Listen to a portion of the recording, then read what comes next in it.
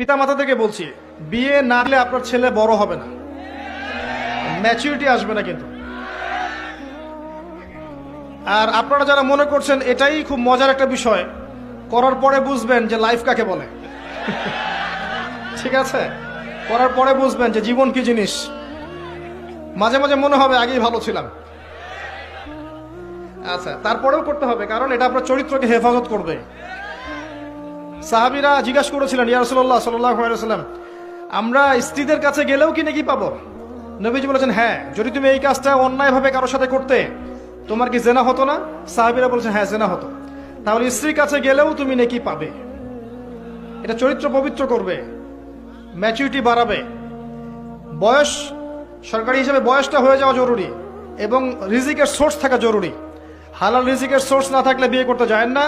ভালোবাসা জানালা দিয়ে পালাতেও পারে। তখন বিয়ে করবেন জাস্ট যখন আপনি কবুল বলবেন আল্লাহ পাকের কালিমাকে সাক্ষী রেখে, আপনি ফিল করবেন যে তখনই আল্লাহর পক্ষ থেকে এই অপরিচিত একটা মানুষের প্রতি আপনার একটা মহব্বত তৈরি হবে।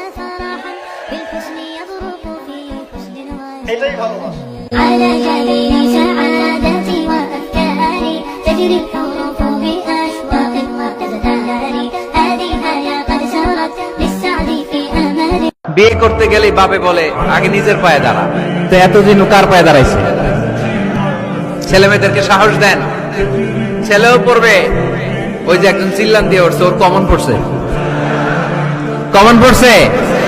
মাশাআল্লাহ।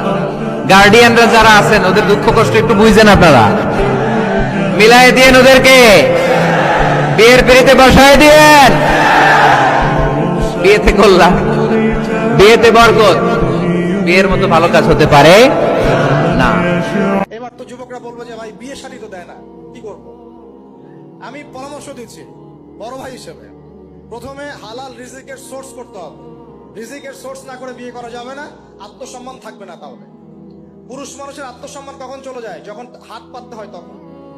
যখন আপনি রিজিকের সোর্স তৈরি করেছেন, আপনি স্বাবলম্বী, আপনি মাশাআল্লাহ মাসে 10-20-30 হাজার টাকা আর্ন করেন, বা 1 লাখ 2 লাখ টাকা আর্ন করেন, আলহামদুলিল্লাহ, কারো কাছে হাত পাততে হয় না, সবাই দেখবেন আপনাকে সম্মান দিবে।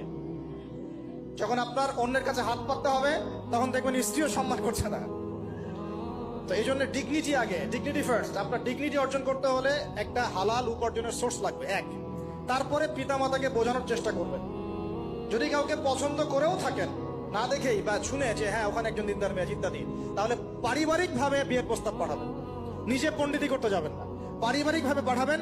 যদি রাজি হয় আলহামদুলিল্লাহ, রাজি না হলে কি নিজে নিয়ে পালাই যাবেন? এই কাজ করতে যাবেন না। ইস্তেখারা করবেন। কি করবেন? ইস্তেখারা। 2 রাকাত নফল নামাজ পড়ে আল্লাহর কাছে দোয়া করবেন। হিসনুল মুসলিম বইটা কিনবেন, ওখানে দেখবেন ইস্তেখারার দোয়া আছে। ইস্তেখারা মানে হচ্ছে আল্লাহর সাথে পরামর্শ করা।